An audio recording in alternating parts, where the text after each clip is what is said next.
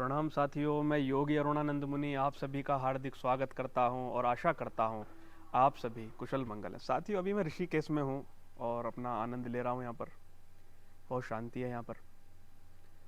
और अभी गुजरात से आया हूं। अभी कुछ दिन बाद फिर गुजरात जाऊंगा।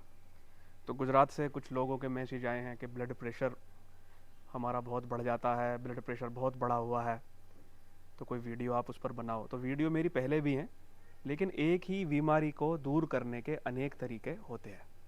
कल मेरे पास 2-3 मित्रों की कॉल आई थी सूरत से। तो कुछ लोगों को मैंने टेक्निक बताई थी बीपी कम करने की, तो उनको बहुत लाभ हुआ। तो मैंने आज सोचा कि आज मैं 2 बीमारियों पर एक वीडियो बनाता हूँ। कौन सी बीमारी? पहली बीमारी हाई बीपी, और दूसरी बीमारी हाथों का सुन्न हो जाना। कुछ माताएं बहनें क्या बताती हैं, जैसे अभी सर्दी का मौसम है, कपड़े धुलते समय या आटा गूंथते समय या काम करते समय ये हाथ सुन्न हो जाता है। गुजराती में बोलते खाली चढ़ना, सुन्न हो जाता है, काम नहीं करता, या झनझनी चींटियां जैसा चलता है, या दर्द होता है, कुछ भी कह सकते। तो आज इन 2 बातों पर हम चर्चा करेंगे।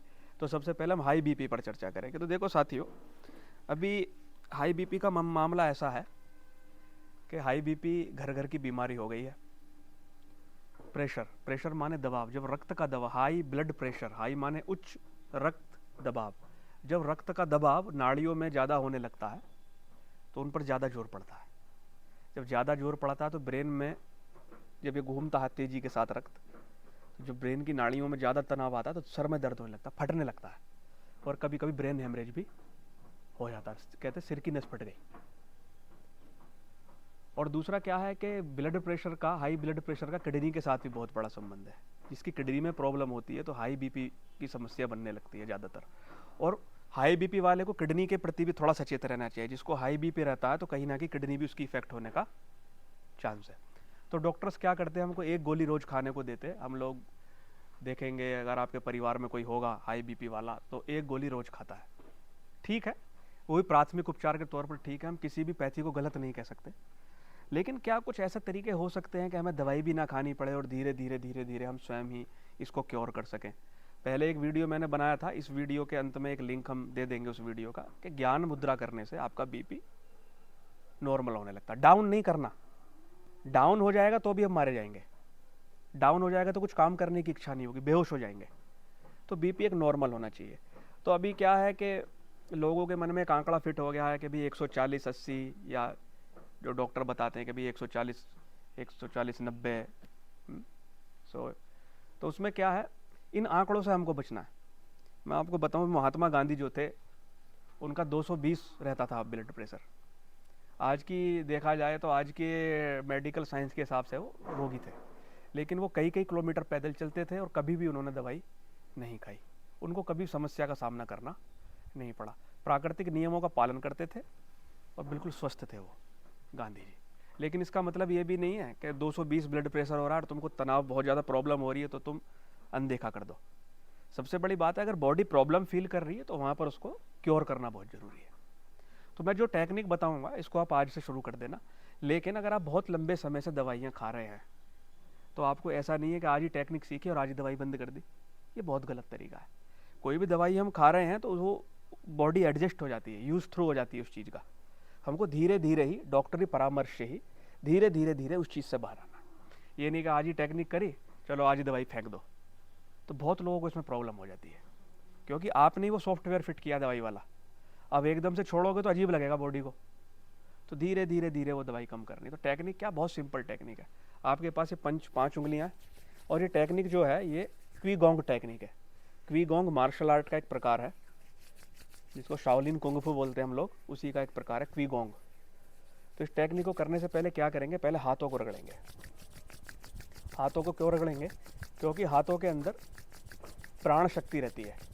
जितनी भी नर्व्स हैं वो हमारी हाथों से निकल कर जाती हैं। इसका सीधा संबंध हमारे ब्रेन से है। आपने देखा जब कोई बेहोश हो जाता है तो उसके हाथ पैर को रगड़ते जल्दी जल्दी ऐसा। खोपड़ी को तो कोई नहीं रगड़ता ना, हाथ पैरों को रगड़ते। क्यों रगड़ते? क्योंकि सारी नर्व्स इधर है भाई।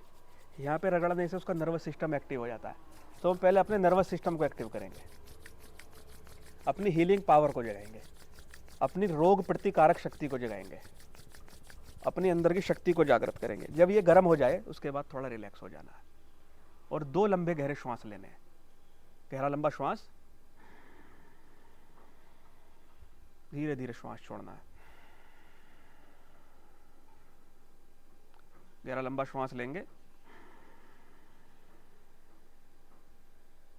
और धीरे धीरे गहरा लंबा श्वास छोड़ देंगे। लेने छोड़ने में जल्दी नहीं करनी, धीरे धीरे लेना, धीरे धीरे छोड़ना, रोकना नहीं है कि अंदर रोक कर बैठ गए श्वास, नहीं, धीरे से लिया और धीरे से छोड़ देंगे। इतना काम कर लिया, हाथ रगड़ा, श्वास लिया, छोड़ दिया। उसके बाद ये बीच वाली जो उंगली है आपकी, बीच वाली उंगली का भी एज यानी कि किनारे वाला हिस्सा, देखो मिडिल पॉइंट है ये, इधर से भी बीच वाली है उंगली, ये कोने वाला हिस्सा जिसको हम बोलते हैं, ये देखते हैं ये वाला सिरा।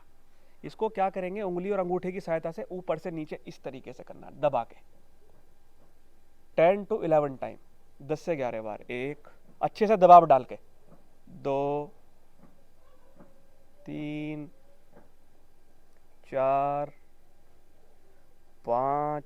देखो ऐसे छुआना नहीं है कि भाई ऐसे कर रहे, इससे कुछ नहीं होगा, थोड़ा दबाव डाल के, थोड़ा दुखेगा भी यहाँ से साइड से। 6 7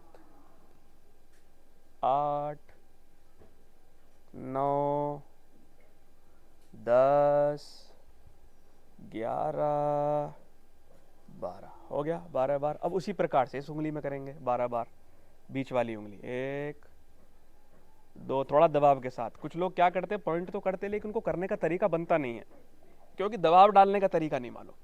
बहुत इतने आराम से करते, छुई मुई की तरह, मतलब मालूम ही नहीं चलता। थोड़ा प्रेशर यहाँ की नाड़ियों पर पड़े, थोड़ा प्रेशर यहाँ के पॉइंट्स पर पड़े, ठीक है ना, क्योंकि एक्यू प्रेशर बोलते हैं ना, एक्यू प्रेशर, प्रेशर माने दबाव। अगर प्रॉपर दबाव नहीं है तो एक्यू माने प्राण शक्ति जागृत नहीं हो सकती, इस तरीके से है। तो 10-12 बार ये करेंगे। दिन में कितनी बार करना है, दिन में 3 बार, सुबह दोपहर शाम। डॉक्टर 3 बार गोली देता है ना, सुबह खाना, दोपहर खाना, शाम को खाना। तो सुबह करेंगे तो 3 घंटे बाद करेंगे, जब दोपहर को करेंगे तो उसके फिर 3 घंटे बाद करेंगे। 3 घंटे का अंतर रखना आवश्यक है। सुबह दोपहर शाम आपको ये क्रिया करनी है। नीचे से ऊपर मत करने लगना, नीचे से ऊपर करोगे तो बीपी पूरा डाउन हो जाएगा, उल्टा हो जाएगा। बराबर ऊपर से नीचे करना है, ज़्यादा डाउन नहीं करना है, बैलेंस रखना है ना, इस प्रकार से। हाँ, नीचे से ऊपर करोगे ना तो बढ़ेगा, सॉरी ये बहुत उल्टा हो जाएगा, ब्लड प्रेशर और बढ़ा हुआ है और ज़्यादा बढ़ जाएगा।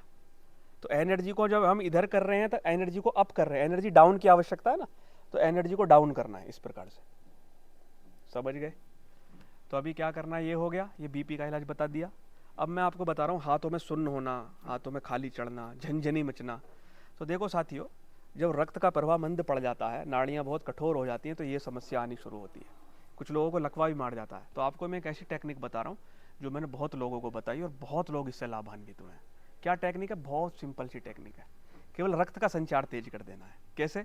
आपने देखा जब आपको मिर्च लगती है तो आप क्या करते हैं, ऐसे करते हैं ना, अरे मिर्च लग गई, समझे ना, करते ना, ये हाथ अपने आप ऐसे होने लगते हैं। पर यही करना है, आपको हाथ बिल्कुल ढीले छोड़ देने हैं। आप मेरे साथ करके देखो एक बार, हाथ बिल्कुल लूज छोड़ दो और बिल्कुल इस तरीके से हिलाओ, उंगलियां बिल्कुल ढीली छोड़ दो, बस ये जैसे डमरू बजाते हैं ना, बिल्कुल उसी प्रकार से धीरे धीरे धीरे धीरे इस प्रकार से करो।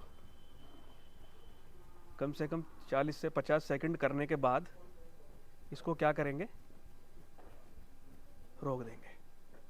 तो आपको मालूम चलेगा, आपके हाथ में ऐसा लगेगा जैसे चींटियां चल रही हैं, कोई चीज़ बह रही है। ये रक्त का प्रवाह है, रक्त का फ्लो, एक एक नर्व खुल जाएगी, एक एक नाड़ी खुल जाएगी आपकी। उसके बाद थोड़ा उंगलियों को इस प्रकार से चलाएंगे, ऊपर नीचे आगे पीछे, थोड़ा इसको व्यायाम करेंगे, दबाएंगे छोड़ेंगे खोलेंगे, इस प्रकार 10 15 20 बार, जितना बार आपका इच्छा हो, फिर इस प्रकार से करेंगे। तो जब भी आपको समय मिलेगा तो आप इस प्रैक्टिस को फॉलो करेंगे। ये उसके बाद ये मूवमेंट, ये इस प्रकार से। तो जितना आप इसको कर पाएंगे उतना आपके लिए अच्छा रहेगा। तो साथ ही ये 2 प्रैक्टिस मैंने बताई आपको, हाथ संबंधी, आपकी उंगलियां दुखना, हाथ का काम ना करना, झनझनी मचना, ये प्रॉब्लम आपकी इससे दूर हो जाएगी। तो 2 टेक्निक आज मैंने बताई आपको, इसको फॉलो करना, सब लोगों को बताना। आपके आसपास ये बीमारियां बहुत हैं, जिसका भला हो जाए उतना अच्छा, आपको पुण्य कमाने का मौका मिलेगा। और वीडियो को ज़्यादा से ज़्यादा शेयर करना ताकि ये संदेश सबके पास पहुँचे, क्योंकि नेचुरली अगर हम किसी बीमारी को क्योर कर सकते हो तो बहुत बड़ा उपकार हो सकता है। तो साथ ही वीडियो पसंद आए तो लाइक करना, शेयर करना, चैनल को सब्सक्राइब करना, ताकि ऐसे वीडियो आपको मिलते रहें। मैं आपके मंगल की कामना करता हूँ। प्रणाम।